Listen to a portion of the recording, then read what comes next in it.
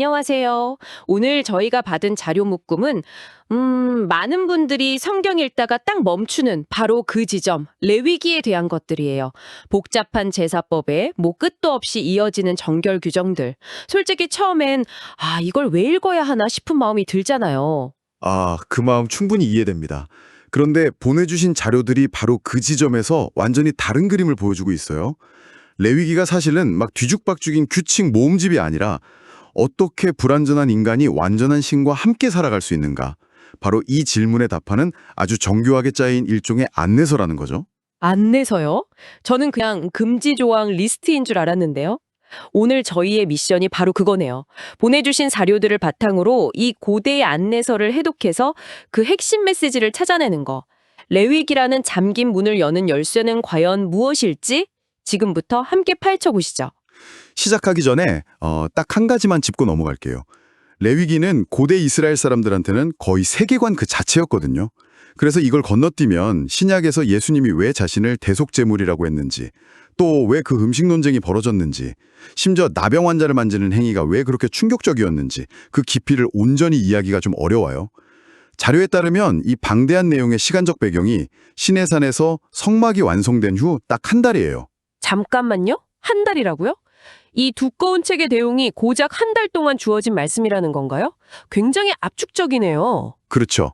공간적 배경은 회막, 그러니까 하나님의 임재가 머무는 성소 바로 앞이고요. 이 두 가지를 기억하면 좋습니다.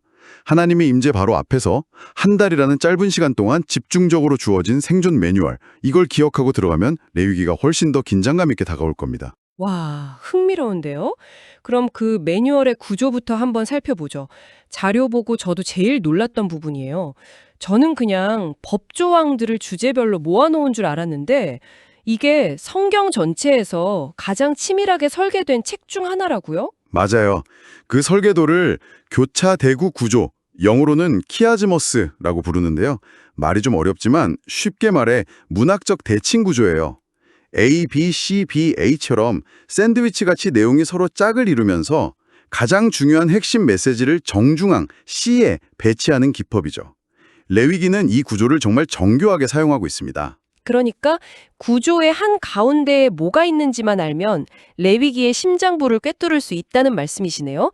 자료에서는 크게 두 개의 교차 대구 구조를 설명하고 있던데요. 네, 첫 번째 큰 구조는 1장부터 22장까지 주로 회막이라는 종교적 공간 안에서의 규칙을 다뤄요.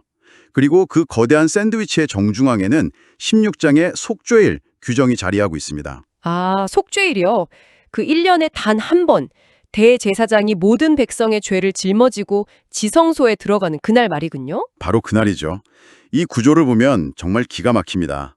맨 앞 1장에서 7장의 제물 규정이요. 맨 뒤 22장의 흠없는 제물 규정과 딱 짝을 이루고요. 조금 안으로 들어오면 8장에서 10장의 제사장 위임식이 21장의 제사장의 거룩함 규정과 마주보고 있어요.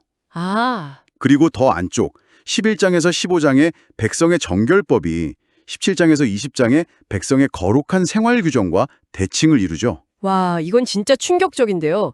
저는 그냥 규칙들을 나열한 책인 줄 알았는데 이게 무슨 건축 설계도처럼 모든 요소들이 정중앙에 있는 속죄일이라는 단 하나의 목표를 향해서 정밀하게 배치되어 있었다는 거잖아요. 레위기가 완전히 다시 보이는데요. 바로 그 점입니다. 이 구조가 아주 명확하게 보여주는 거죠.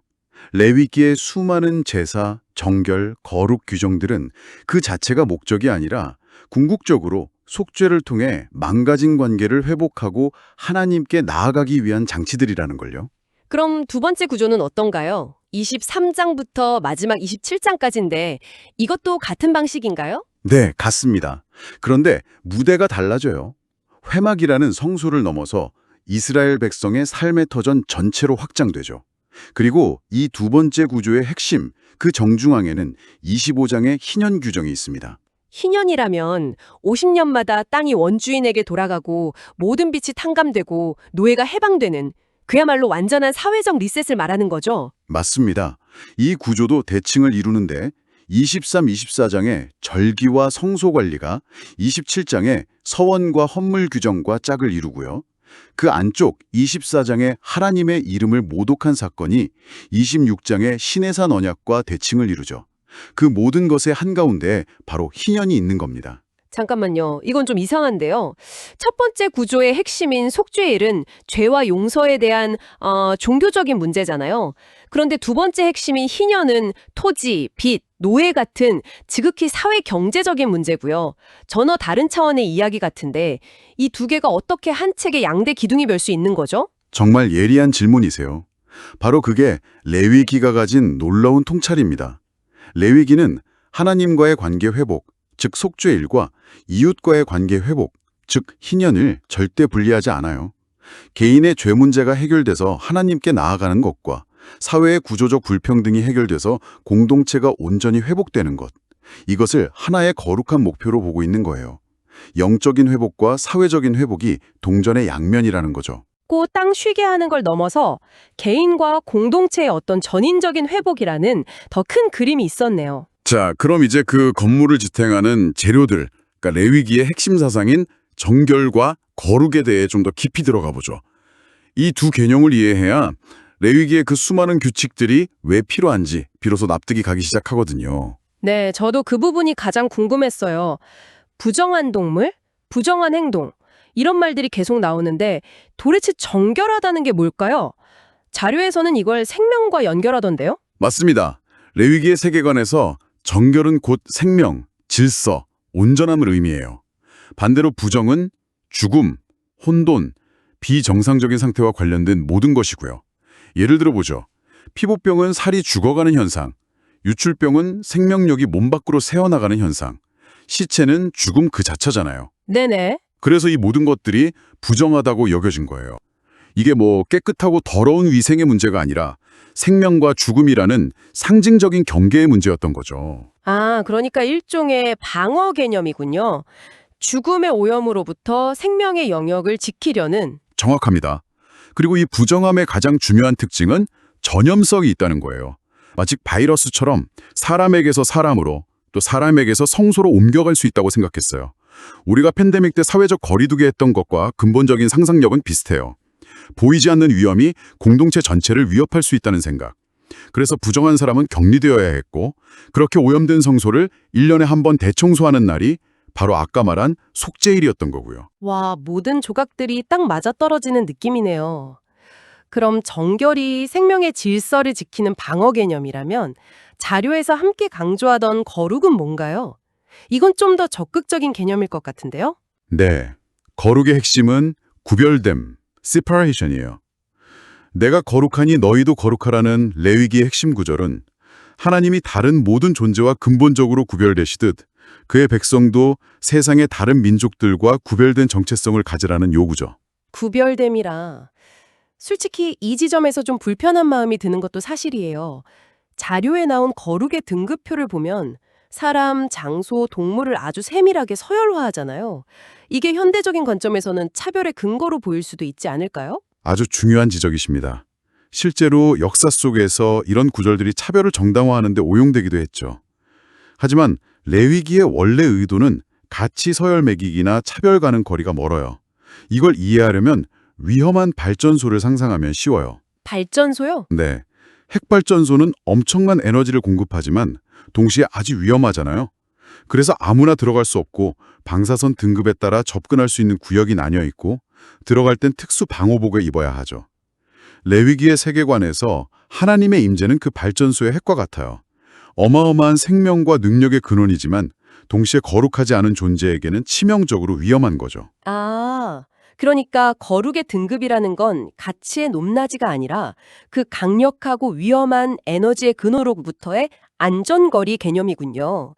대제사장은 특수훈련을 받고 방어복을 입었으니까 가장 가까이 갈 수 있었던 거고요. 바로 그거예요. 이 거룩의 지도는 모든 것의 역할과 위치를 정해주는 겁니다. 사람은 대제사장에서 부정한 사람까지, 장소는 지성소에서 진영 바깥까지, 동물은 재물에서 가증한 동물까지 이 모든 구별의 기준은 단 하나, 하나님의 임재와의 거리였어요. 즉 레위기는 정결을 통해 죽음의 혼돈을 막고 거룩을 통해 구별된 정체성으로 하나님의 임재 앞에 안전하게 나아가는 길을 제시한 책이라고 할 수 있어요. 이렇게 복잡하고 정교한 시스템을 보니까 이게 정말 한 달 만에 한 사람이 만들었다고 보긴 어렵겠다는 생각이 드네요. 보통 모세가 썼다고 알려져 있는데 자료에서는 좀 다른 관점을 제시하는 것 같아요. 네, 전통적으로는 모세 저작으로 보지만 현대학계에서는 레위기가 아주 오랜 기간에 걸쳐 점진적으로 형성되었다고 봅니다. 마치 여러 시대에 걸쳐 증축된 오래된 성당처럼요. 여러 시대에 걸쳐서요? 네, 그 기원을 거슬러 올라가면 제사법의 가장 오래된 부분들은 이스라엘이라는 나라가 생기기도 전부터 존재했던 고대 근동의 보편적인 제사 전통에 뿌리를 두고 있어요. 아주 오래된 기초공사한 셈이죠. 하지만 지금 우리가 보는 것과 같은 최종 형태로 완성된 시기는 이스라엘 민족이 나라를 잃고 바빌론의 포로로 끌려갔다가 돌아온 포로 후기 시대로 봅니다. 포로 생활을 겪은 이후에 최종 편집되었다는 거군요. 어떤 근거로 그렇게 보는 건가요? 결정적인 단서 중 하나가 레위기 26장에 나와요. 거기 보면 이스라엘 백성이 불순종할 경우 땅에서 쫓겨나 흩어지게 될 거라는 마치 포로 생활을 직접 겪어본 사람처럼 아주 구체적인 예언이 등장하거든요. 이런 내용들은 실제 나라를 잃는 고통을 경험한 후대의 편집자들이 자신들의 역사적 경험과 신학적 성찰을 담아 기록했을 가능성이 높다고 보는 거죠. 그렇군요. 상황을 알고 보니 이 책의 목적이 더 분명해지네요. 나라를 잃고 성전도 파괴되고 정체성의 위기를 겪던 사람들에게 레위기는 우리는 누구인가? 어떻게 이방 땅에서 구별된 백성으로 살아남을 것인가에 대한 답을 주는 생존 지침서였겠네요. 맞아요. 그래서 레위기는 모세오경 안에서 가장 오래된 전통과 가장 나중의 신학적 성찰을 모두 담고 있는 아주 독특하고 중요한 책입니다. 과거의 유산이자 미래를 위한 청사진이었던 셈이죠. 네, 오늘 이야기를 나눠보니까 레위기라는 책에 대한 오해가 완전히 풀리는 것 같아요. 그저 딱딱하고 의미 없어 보이는 율법책이 아니라 속죄를 통한 하나님과의 관계 회복과 희년을 통한 이웃과의 관계 회복이라는 두 개의 거대한 기둥 위에 세워진 정교한 신학적 건축물이었네요. 그리고 그 건축의 원리는 정결이라는 개념을 통해 생명의 질서를 지키고 거룩이라는 구별됨을 통해 세상 속에서 고유한 정체성을 지키는 것이었고요. 네, 맞아요. 그 세계관의 깊이와 정교함이 정말 인상적이었습니다. 덕분에 앞으로 레위기를 읽을 땐 완전히 새로운 눈으로 볼 수 있을 것 같아요. 그럼 마지막으로 이 고대의 지혜가 오늘을 사는 우리에게 던지는 질문을 하나 나눠볼까 합니다. 오늘 우리가 살펴본 것처럼 레위기의 핵심 가치는 구별을 통한 거룩함이었어요. 정결한 것과 부정한 것, 이스라엘과 이방 민족, 제사장과 백성을 나누는 경계선이 그들의 정체성을 지키는 데 매우 중요했죠. 그렇죠. 그 구별됨이 곧 자신들이 누구인지를 말해주는 거였으니까요. 하지만 가능한 모든 경계를 허물고 통합과 포용, 다양성을 중요한 가치로 여기는 오늘날 이 구별됨이라는 고대의 개념은 우리에게 어떤 의미를 줄 수 있을까요? 어쩌면 우리는 너무 많은 경계를 허물은 나머지 정작 소중하게 지켜내야 할 것들까지 흐릿하게 만들어버린 것은 아닐까요? 당신의 삶에서 혹은 우리 사회에서 다른 무엇과도 섞이지 않게 거룩하게 구별하고 지켜내고 싶은 가치가 있다면 그것은 무엇이며 그 이유는 무엇인지 한번 생각해 보시면 어떨까요?